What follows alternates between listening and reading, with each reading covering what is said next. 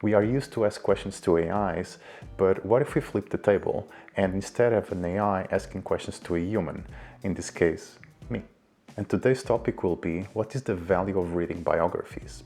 And the first question is, when you think about the biographies that stay with you the most, what is it that they gave you that ordinary nonfiction, or even fiction, usually doesn't? The first biography I read that really made an impact on me was A Promised Land from Barack Obama. I remember at the time I picked up the book because not only did he seem to be a smart person, but also a person with values. That's one of the things that I was looking in that book. What are the small things that he does that eventually amounted to him being the President of the United States? Promised Land was not a short book. It was quite extensive and it went through a lot of details, not only the political details, professional details, but also challenges he had to overcome with his family, with his wife and kids, juggling his very intense professional activity with also his personal activity. And in all of these, he had to make a lot of difficult decisions that many times didn't have a correct answer. He had to rely on probabilities and the best information he could get. And when you're in this kind of situations where you need to make quick decisions that have several consequences, I believe that you need to have a good foundation. Not only the moment that you make the decision, but everything that amounts to that point. For example, I noted that he had a very close entourage of people that he could really trust, that were very smart, very capable. And he built that team to provide him high quality information and filter all the things that don't matter. And all of these are not built from nothing. Many times you build these teams, you build this rationale on how to make good decisions with a lot of experience and a good foundation. And those were the things I was searching for. What were the small actions that he did that gave a glimpse to his inner persona, his inner values, so I could also learn from that. And personally, when I read these experiences, I tend to absorb them, even if in an unconscious way. So I'm looking for good examples of life that I can take for myself and apply them on my own personal and professional life. Those small examples, mannerisms, hints are many times things that you cannot get from normal nonfiction books because they tend to condense a lot of information into small tidbits in which a lot of conclusions were already taken. But I want to take my own conclusions. I want to get the information of how these people experience their lives, and I want to use it for myself and take my own conclusions. As for fiction, I try to steer away from that because of my nature of absorbing attitudes and mannerisms that I get from other people and books and movies, series, etc. And it's a bit difficult to know if the fiction book that I'm going to read has got grounded examples on reality. I think a perilous thing that might happen on these fiction books, you might think that doing those actions that those characters did in that book, in that situation, might lead to similar outcomes in reality. But it is fiction. It is made to appease the reader, and many times it appeases to their own fantasies. Many times these fantasies are not real. And the next question is, autobiographies are edited versions of a life. Obama is still telling you a story about himself. So how do you protect yourself from idealizing the subject? How do you separate genuine wisdom from charisma, myth-making, or retrospective storytelling? Here's the thing about autobiographies and nonfiction. They're based on reality. You know that that person exists. You know that the other characters, they should exist. And you can research upon them. If it's fiction, you only have one version of the history. If you want to create the other versions of the history for yourself, maybe the author also gives you other stories, other perspectives, but that's it. That's the perspectives that you have on that reality. For these autobiographies, you can search about the other characters, the other situations, what led them to do what.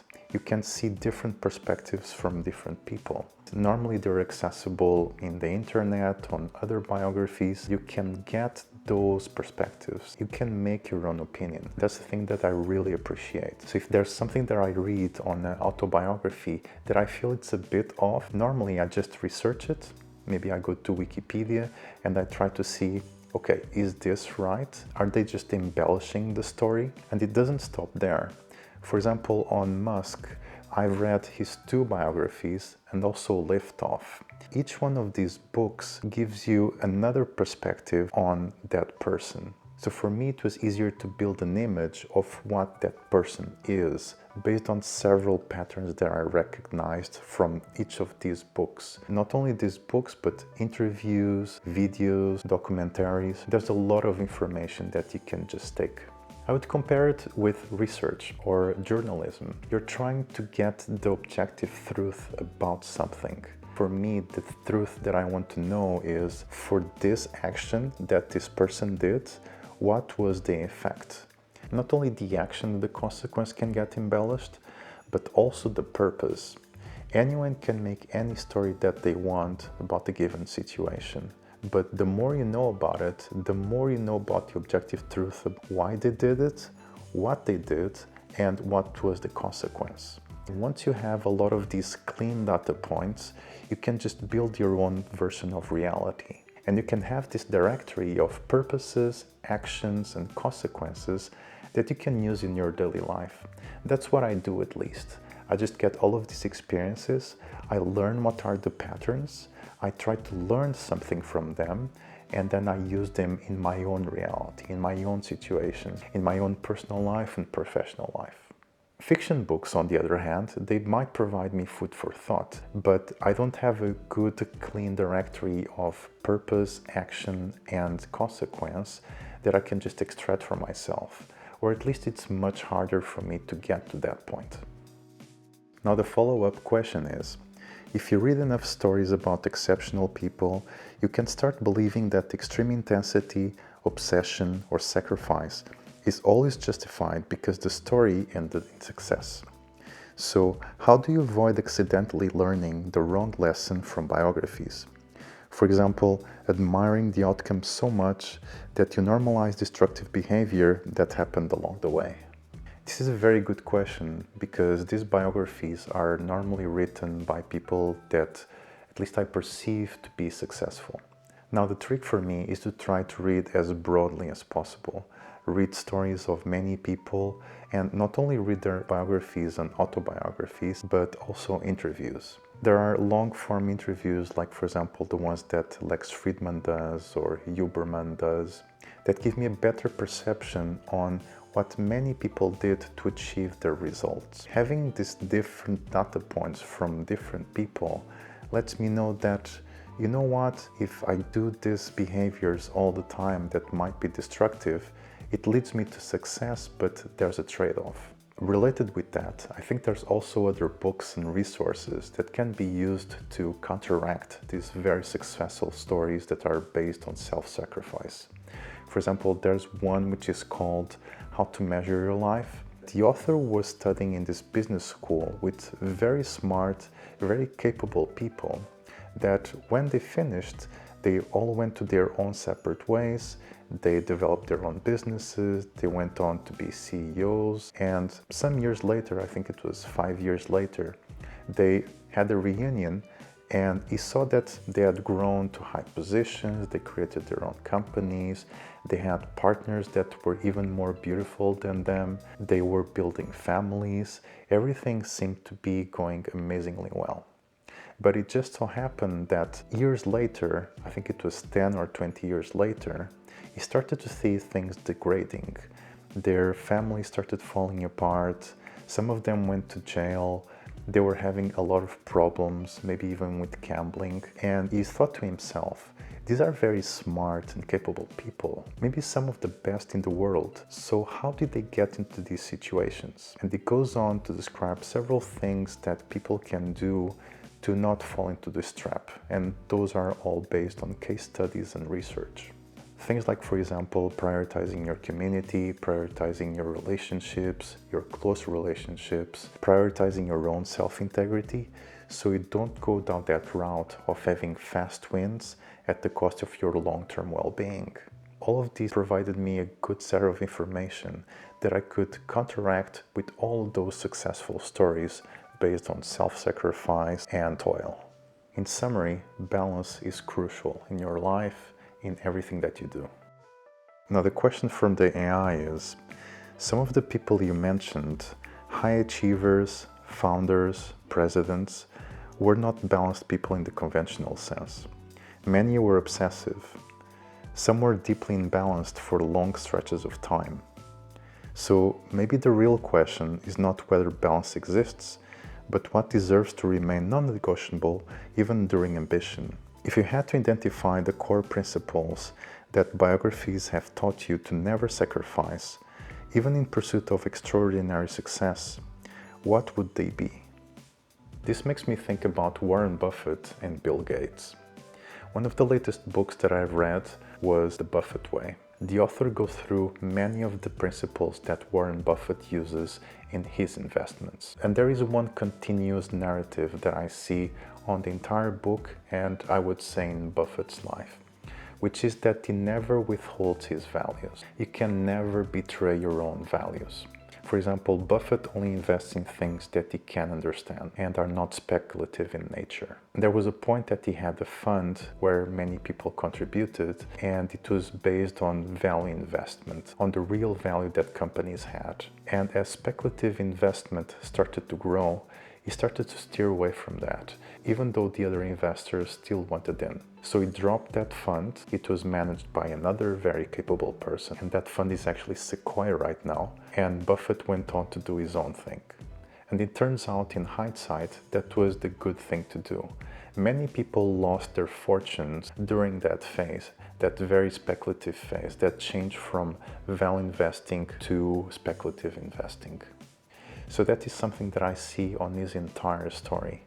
He has a very strong set of values, and that eventually translates into his actions, on how he invests, on how he leads his life, even in his office, which is still in the same place where it was for decades. He's still true to himself and doesn't betray his own values based on other people's opinions. And then we have Bill Gates.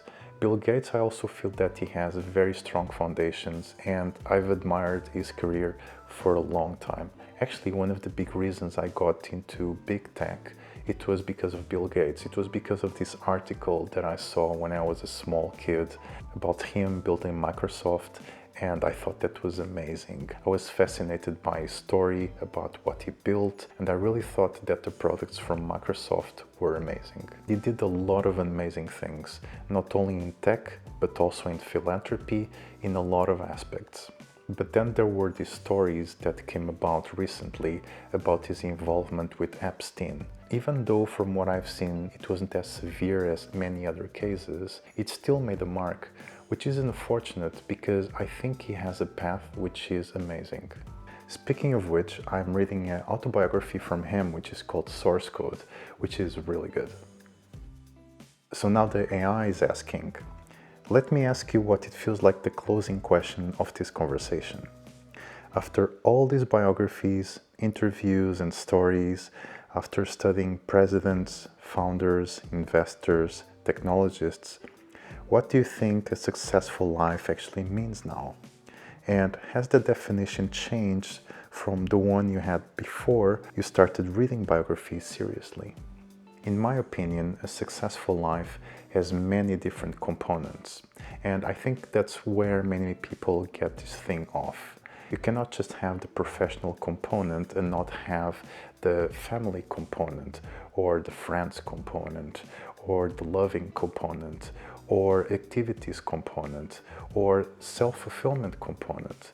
You need all of them, and maybe in different phases of life they have different proportions, but all of them are important. Of course, some of them might need more attention than others, and there might be a prioritization. For example, the health component should come before everything else, at least in my opinion. If you don't have a capable body, a capable mind, then you cannot be of service to your family, you cannot be of service to your community, to your job.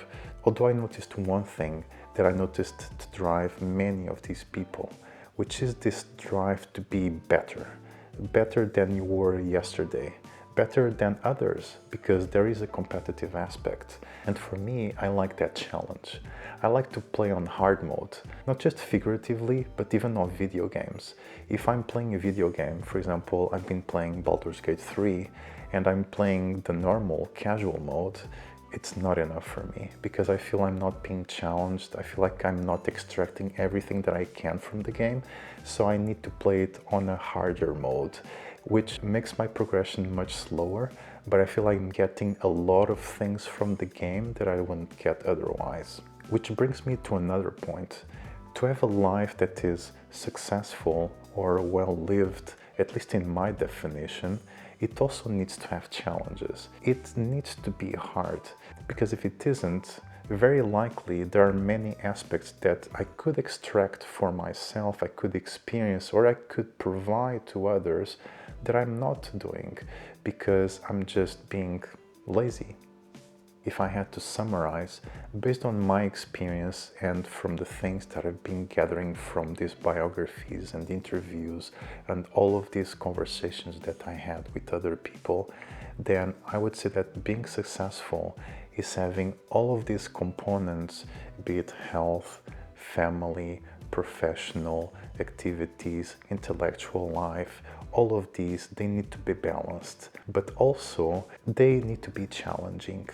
If there's no challenge in life, then, as I said, you're not extracting everything that you can from it. It's almost maximizing all of these components as much as possible in a balanced way that makes sense to a person. And sometimes that also means that I need to push them maybe a bit harder to get where I want to, but that's part of it. It's almost like a game in some sense, the game of life. So to finish, let me tell you what AI replied. Biographies, the challenges, the optimization, the pursuit of growth, they're not coming from resentment towards life. They're coming from fascination with it. You seem to view life less as something to survive and more as something to participate in deeply and deliberately. And maybe that's the ultimate value of biographies for you. Not that they provide heroes to imitate perfectly, but that they can expand your imagination for what a human life can become, both in its triumphs and in its mistakes. That makes for a compelling philosophy, because it leaves room for ambition without losing humanity. I think that's really good. What do you think? I'll see you in the next one.